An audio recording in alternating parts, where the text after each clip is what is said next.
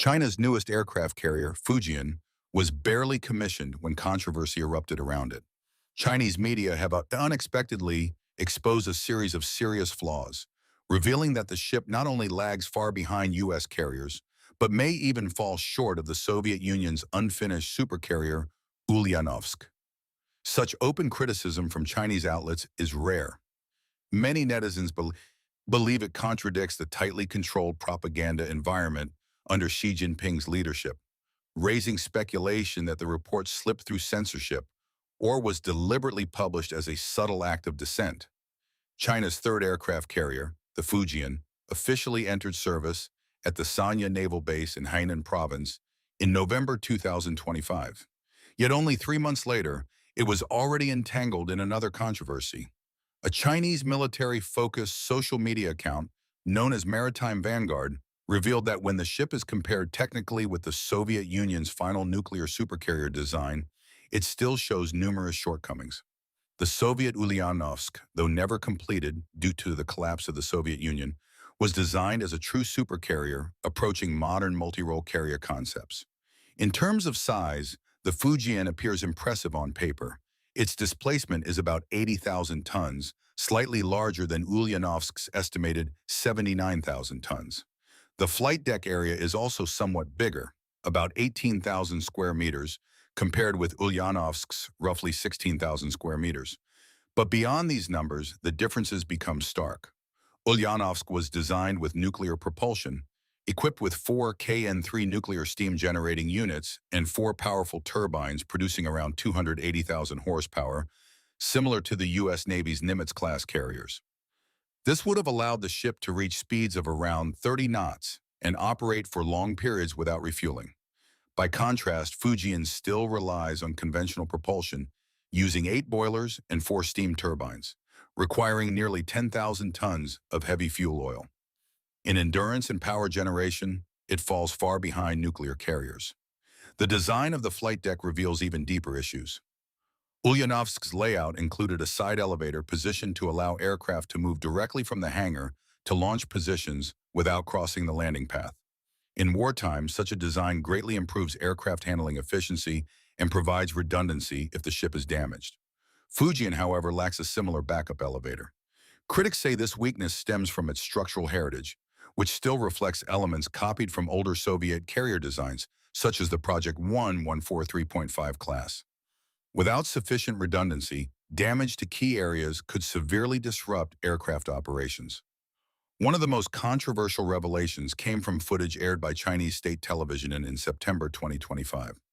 Observers noticed that Fujian cannot conduct simultaneous takeoffs and landings, an ability considered standard for modern carriers since angled flight decks became widely adopted after World War II. Because one of Fujian's electromagnetic catapults intrudes into the landing area, the carrier may be forced to use only a single catapult during recovery operations. This severely limits the tempo of aircraft launches and recoveries. The problem became even clearer when analysts studied deck images showing J-15 carrier fighters landing and taxiing across the deck. Aircraft returning to the ship must move through areas near the bow catapults, further complicating launch operations. The result is a bottleneck in deck traffic. While U.S. Nimitz-class carriers can generate roughly 120 sorties per day, and the newer Ford class can reach about 160 under optimized procedures, Fujian's sortie generation rate could be significantly lower due to its constrained deck layout. Several Western naval experts have weighed in on the issue. Retired U.S. Navy officers who studied Fujian's flight deck design noted that the angle between the landing strip and the ship's centerline is only about 6 degrees, much smaller than the roughly 9-degree angle used on American carriers. A smaller angle places landing aircraft closer to catapult launch areas, reducing operational efficiency and safety margins.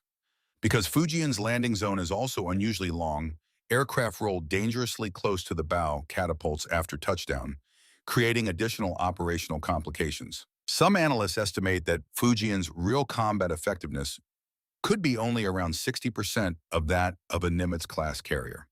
The reason is simple. The true power of an aircraft carrier lies in its air wing.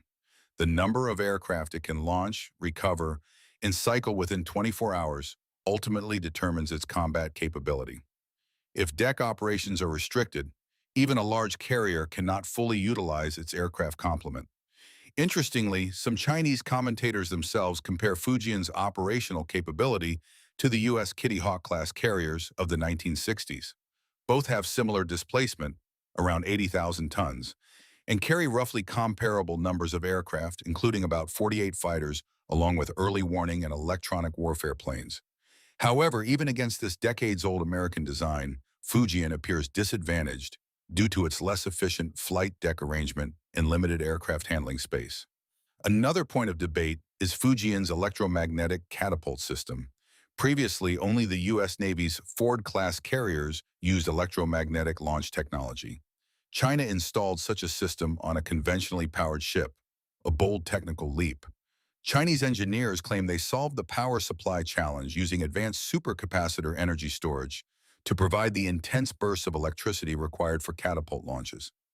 Yet critics argue that relying on a medium-voltage direct current system may create vulnerabilities. If part of the power network fails, it could potentially shut down the entire launch system.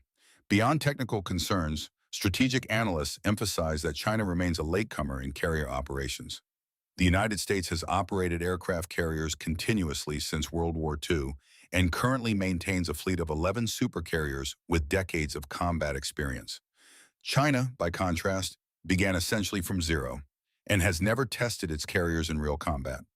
Operating a carrier is widely considered one of the most complex military skills in the world, requiring years of operational practice. Questions about quality control have also surfaced. China's military shipbuilding industry has been plagued by corruption scandals in recent years. Several senior executives of the state-owned shipbuilding conglomerate responsible for building Fujian have been investigated or removed from their positions. Critics argue that systemic corruption, ranging from bribery to cutting corners on materials, could affect the quality and reliability of major weapon systems. Evidence of potential problems emerged in December 2025 when Fujian sailed through the Taiwan Strait heading north. Images released by Taiwan's military showed the carrier's deck completely empty, without any aircraft on board. Analysts speculated that the ship might have been returning to the Jiangnan shipyard in Shanghai for further modifications. If true, it would not be the first time a Chinese carrier required significant adjustments shortly after commissioning. China's second carrier, Shandong, reportedly returned to the shipyard just days after entering service and underwent nearly a year of modifications. For now, the Fujian remains a symbol of China's ambition to challenge U.S. naval power in the Pacific.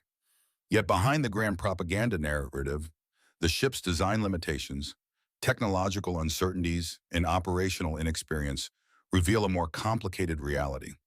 Even optimistic analysts admit that it could take many years and possibly several more carriers before China can truly close the gap with the United States in aircraft carrier warfare. China's most advanced aircraft carrier was meant to signal arrival, the moment Beijing could confidently say it had stepped into the top tier of naval powers. Instead, within weeks of entering service, that symbol of strength quietly turned around and sailed back toward the very shipyard that built it. No celebration, no triumphant footage of roaring jet launches, just a slow, deliberate disappearance. For a vessel introduced as a generational leap, the silence that followed was deafening. This wasn't supposed to happen. The carrier Fujian was unveiled as a breakthrough. China's first flat top equipped with the electromagnetic catapults, a system only a handful of navies have ever mastered. State media framed it as proof that the People's Liberation Army Navy had closed the gap with the United States. Commentators spoke confidently about blue water dominance and technological parity. The message was clear: China had arrived. But reality doesn't bend to messaging. And when reality intrudes, no amount of ceremony can cover it.